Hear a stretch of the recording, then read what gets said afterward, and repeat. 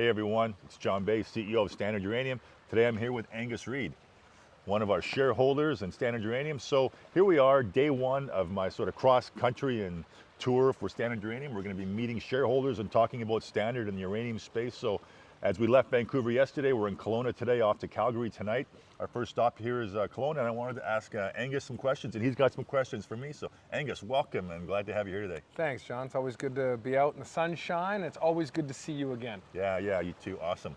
Yeah, as you can see around us, the smokes are still rolling in here to Kelowna. The forest fires in BC are still pretty bad, but they're getting a bit better. Yeah, and it's good to see. It's been kind of a nasty run here for a while. Kind of scary, actually, for real. Yeah, no kidding.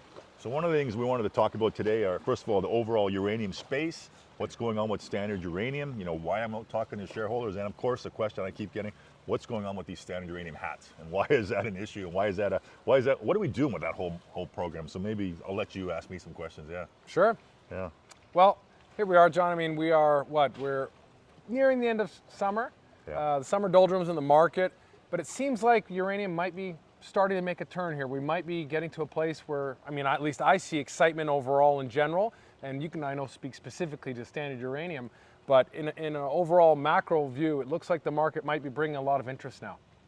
Definitely. So I think, I think our investors in the community is well aware that Sprott has come into the market now about a week ago. They started buying. The share price, or the spot price, has gone up about 10% already. So that's great to see. And as you've probably pointed out to me before, it's just getting started. So we want to see, what's going to happen with Sprott. Is it going to keep on going? Is this going to keep happening for the next 3, 6, 12 months? Their New York Stock Exchange listing, as you brought up, is probably coming into play in Q1, Q2 of next year, and that's going to bring in a whole new type of investor. So what I get asked daily is, what's happening with Standard Uranium, and will we continue to see this nice groom going, and how will that be affected by Sprott? So. Yeah, I think everybody's waiting to see that, and I can imagine, though, as people get interested in this sector, especially if you haven't been following it like some of us have for a few years now, patiently, I might add, but now they're starting to see who's who and who's doing what.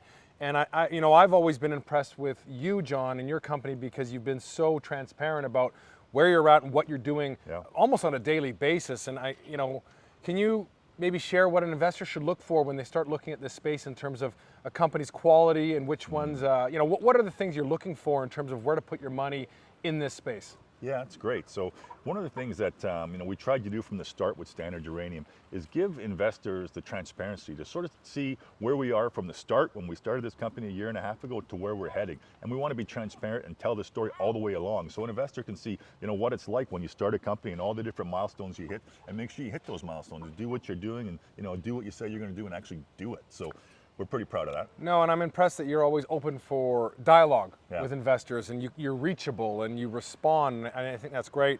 But speak about kind of, I know you've been on this road to discovery. Where are you at in that phase, and what do you need to keep doing ongoing to make sure you're constantly doing everything possible to give yourself the best chance at a good discovery here? Yeah, great. Thanks for bringing that up. So we are now in the middle of our third drill program. We started in June. Right now we're at the end of August. We're going to be drilling right through until mid-October. So this is our third drill program. We get that right. Third drill program. That's Hockey pretty funny. fingers. Yeah, no kidding. So here we are. From day one, we said we want to make a high-grade uranium discovery in the Athabasca Basin, and that's what we're doing. So we found the project, the Davidson River. We built our team around it, guys who've had exploration success specifically in this region, and now we're putting that all together, and we're drilling and following the clues from every piece of drill core that we get, stage after stage. So I tell our investors, and I tell our geologists, every drill core that comes out of the ground could be the discovery hole. So every day is pretty exciting when we're drilling. How much longer can you drill in that area before the weather changes your mind? Good question. So in Saskatchewan, you've got a couple good seasons. You've got the summer season, you've got the winter season. And in between that... There's a summer season in Saskatchewan? It's gorgeous there. Yeah, okay. A lot of bugs sometimes. Yeah. Okay. So the summertime, you can start drilling in June, and you can drill right up until early October. And then the weather changes. There's a transition period where the clouds and stuff gets too dangerous for helicopters to fly, and you can't drive because the ground gets all mushy, so you have to wait for it to harden up. And then you can go back in and you can start working again in January, and you can go from January right until the end of March if you're lucky. So the plan here is we're going to keep going Yeah. until we make that discovery. Keep on going. We've got every drill hole we've had, every drill program is getting better and better results. So I can't talk about what we're seeing right now because we haven't released it by a news release, but that'll be coming out in the next immediate future in September. And then we'll be able to highlight what we're doing, what we're seeing, and how we're going to continue our drill programs going forward. Sounds like timing's pretty good right now when you look at the macro and what Sprot's doing and what Spot's been doing lately. Bigger eyes are starting to look at this market in general. And here you are moving closer and closer to discovery. I think I'm a proud shareholder. It looks like exciting times ahead.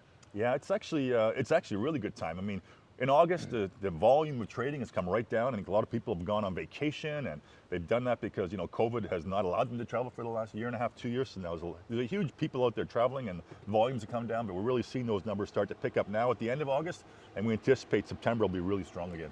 So shifting gears a little bit, I'm a big swag guy, being a former athlete. I love all my T-shirts and hats and sweats, and I guess I was one of the lucky ones to get in on a Standard Uranium hat before the madness occurred. Right before the madness, I got one because of my close relationship with you, John, and I had no idea I was going to have such valuable property. I think it may be as valuable as owning shares myself right now. Speak a little bit about how that's become a little phenomenon amongst itself.